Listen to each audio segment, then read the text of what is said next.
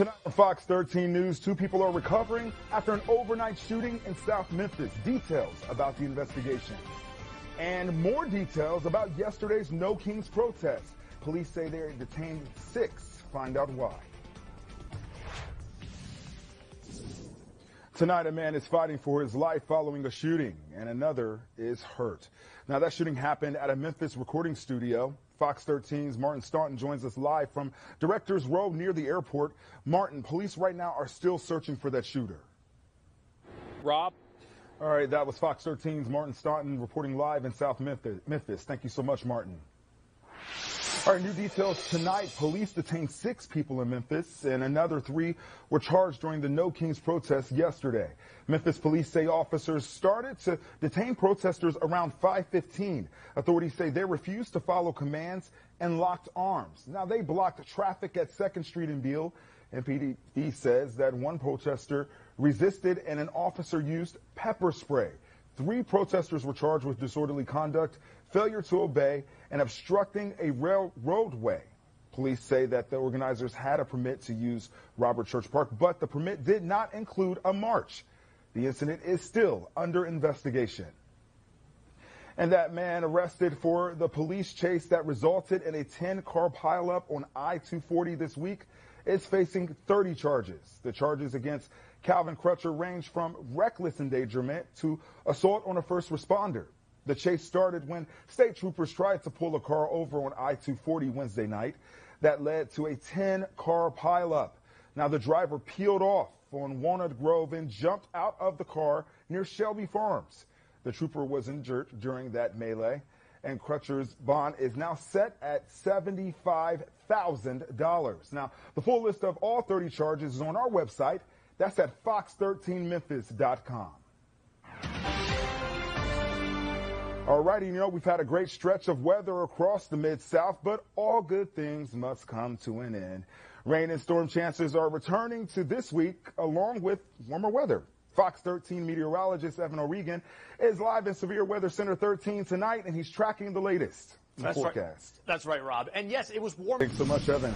A Shelby County judge will consider dismissing a murder case. As of now, the trial is set for this spring. It's the latest in the case for 2 former Shelby County jailers, both charged in the death of Gershon Freeman.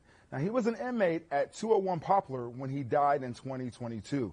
Fox 13 investigative reporter Kayla Solomon tells us how a judge's decision is now crucial.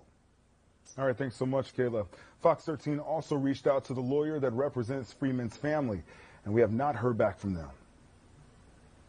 All right, new data from the Shelby County DA's office shows more convictions, fewer dismissals compared to before the pandemic. The DA's office says that the convictions rates rose to 61% in December 2025. Now, that's up from 54% in 2019.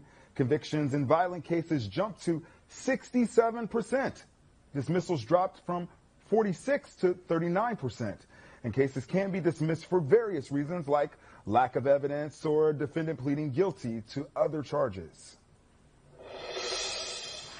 New tonight, a student at Lane College in Jackson is dead following an overnight shooting. The Jackson Police Department says officers responded to a shooting at Orchard Hall. Now, that's where they found a 19-year-old suffering from a gunshot wound. First responders took him to the hospital where he later died. Police detained 1 person, and investigators are working to learn the motive and details around the shooting. No other students were hurt. Lane College says that it is scheduling a candlelight vigil in the next coming days. A Memphis tax preparer faces more than 100 years in prison. This after a grand jury indicted her for dozens of crimes. And we told you about her before, if you recall. Fox 13, Your Money investigator Kate Berry has an update. Health officials in Mississippi have confirmed the first child flu death of the 2025-2026 season. Coming up next, we'll tell you how to keep your family safe as cases peak after the break. Welcome back. The flu has claimed the life of a child in Mississippi. Now, this is the first pediatric flu death in the state. Fox 13 health reporter Mandy Rock has the details. This is something doctors say they worry about every single cycle. Missing, and health officials big step towards improving access to IVF. And health officials are watching a new COVID variant that is on the rise. The Centers for Disease Control and Prevention says that the variant is known as cicada, and it's been detected in at least 23 different countries. Now, while it doesn't account for a large amount of cases in the U.S., officials found it in wastewater in more than a dozen states. Experts say it's too early to know if it will spread more or how well vaccines will hold up, but they're preparing for a possible summer surge. All right, enjoy this nice weather while you can because the rain is coming, but are warmer temperatures on the way as well. Fox 13 meteorologist Evan O'Regan is live in Severe Weather Center 13 tonight, tracking the latest forecast. And Evan, please tell us, not so much rain. There won't be any real, Rob. Coming up next, we continue our coverage on the war in the Middle East as one country, it says it's preparing for talks between the U.S. and Iran, and more U.S. troops are injured. Continuing our coverage of the war in Iran, Pakistan says it's prepared to host talks between the U.S. and Iran in the next coming days. This comes after a meeting with the foreign ministers of Pakistan, Saudi Arabia, Turkey, and Egypt focused on de-escalation and ending the war.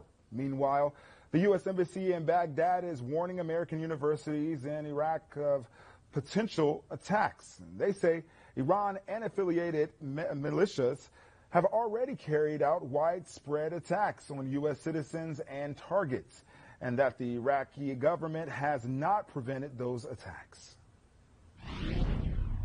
And on Friday, 10 U.S. troops were hurt. This happened after the Iranian attack on an air base in Saudi Arabia. Satellite images show smoke rising from the Prince Sultan Air Base. Now, officials say no service members were killed.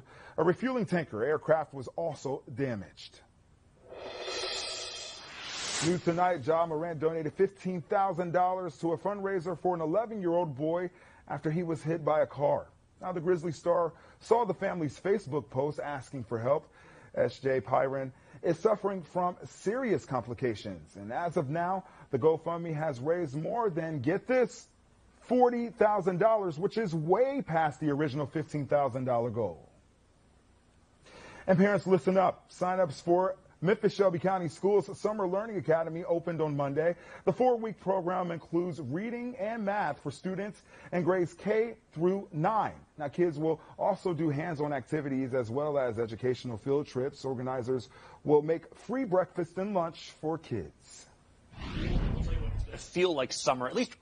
All right, thank you for watching us. You can get breaking news updates anytime on our streaming apps. We'll see you back again tonight at 9.